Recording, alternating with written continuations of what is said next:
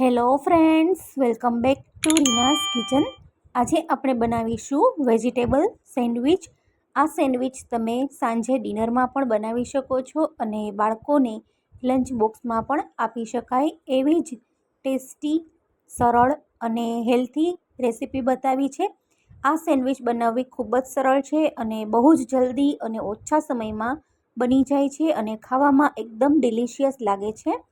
તો ચાલો આ વેજીટેબલ્સ સેન્ડવિચ બનાવવાની રેસીપી જોઈ લઈએ. વેજીટેબલ સેન્ડવિચ બનાવવા માટે મેં અહીંયા બાફેલા બટેટાની સ્લાઇસ, ટમેટાની સ્લાઇસ, મરચાંની સ્લાઇસ અને ડુંગળીની પાતળી સ્લાઇસ કરીને લીધી છે. અને હવે અહીંયા 3 ચમચી લસણની ચટણી લીધી છે. તો લસણની ચટણીમાં આપણે 5 ચમચી જેટલો ટમેટા કેચઅપ છે એ ઉમેરી દેવાનો છે. બ્રેડ ઉપર સ્પ્રેડ કરવા માટે આપણે ગાર્લિક ચટણી બનાવીશું. તો મેં અહીંયા અડધી ચમચી ઓરેગાનો અને 1 ચમચી ચીલી ફ્લેક્સ લીધા છે અને સાથે જરૂર પ્રમાણે પાણી ઉમેરી અને લસણની ચટણીની એક સરસ પેસ્ટ બનાવવાની છે. ટમેટાનો સોસ ઉમેરવાથી આ ચટણીનો સ્વાદ એકદમ બેલેન્સ થાય છે અને એની ફ્લેવર આ ચટણીમાં ખૂબ જ સરસ આવતી હોય છે. તો બધી જ વસ્તુને એકદમ સરસ રીતે પરફેક્ટલી મિક્સ કરી લેવાનું છે અને થોડી ઘાટી એવી પેસ્ટ રાખવાની.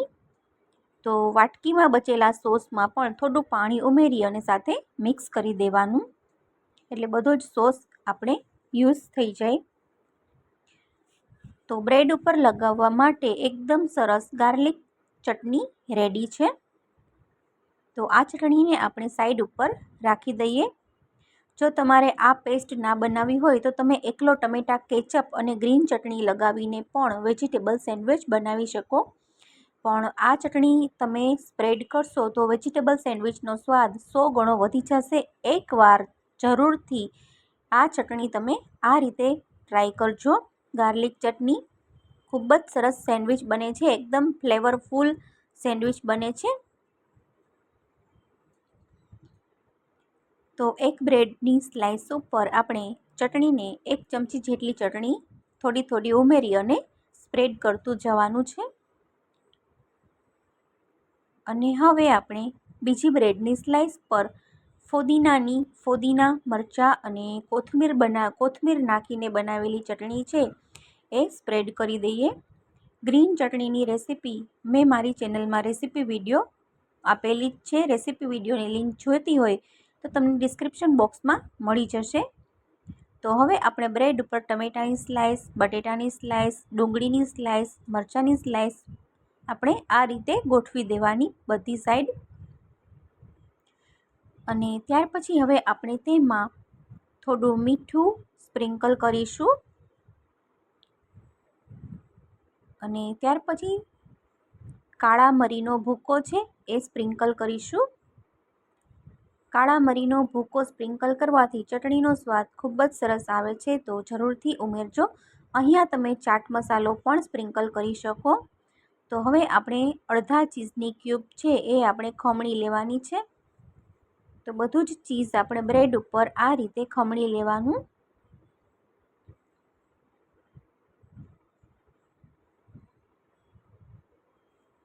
તો આ આપણે એકદમ પિઝા ટોપિંગ્સ ટાઈપ જ સેન્ડવિચ બનાવેલી છે.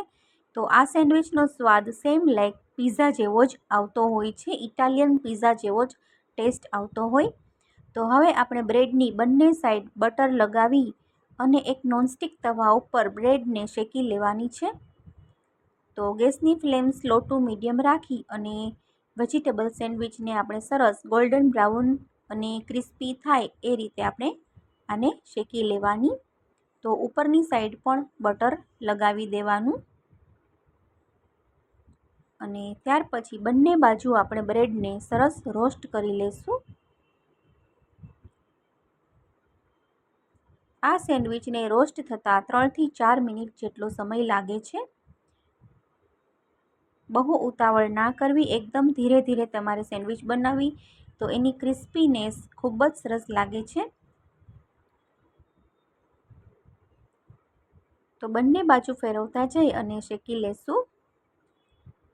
આ સેન્ડવિચ બનાવવી ખૂબ જ સરળ છે. તમે ગમે ત્યારે બનાવી શકો, લંચમાં લઈ જઈ શકો છો. તો ફ્રેન્ડ્સ, આ રેસીપી જો સારી લાગી હોય ને તો મારી ચેનલને બેલ આઇકન પ્રેસ કરી અને સબસ્ક્રાઈબ કરી દેજો. તો આ રીતે બ્રેડને બંને બાજુ સરસ ગોલ્ડન બ્રાઉન કલર થાય, સરસ મજાની ડિઝાઇન આવે એટલે શેકી લેવાની છે, એટલી શેકીવાની છે. તો બ્રેડને બંને બાજુથી શેકી લીધી છે.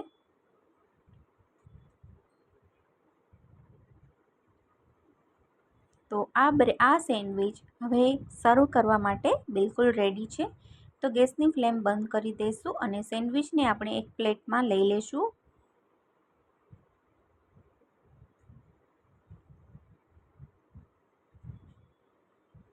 તો તૈયાર છે ઝટપટ બની જાય એવી instant tasty crispy vegetable sandwich. તો ઉપરથી આપણે બટર લગાવી અને સેન્ડવિચને કટ્સ કરી અને ટમેટા કેચઅપ સાથે કે ગ્રીન ચટણી સાથે સર્વ કરી શકાય.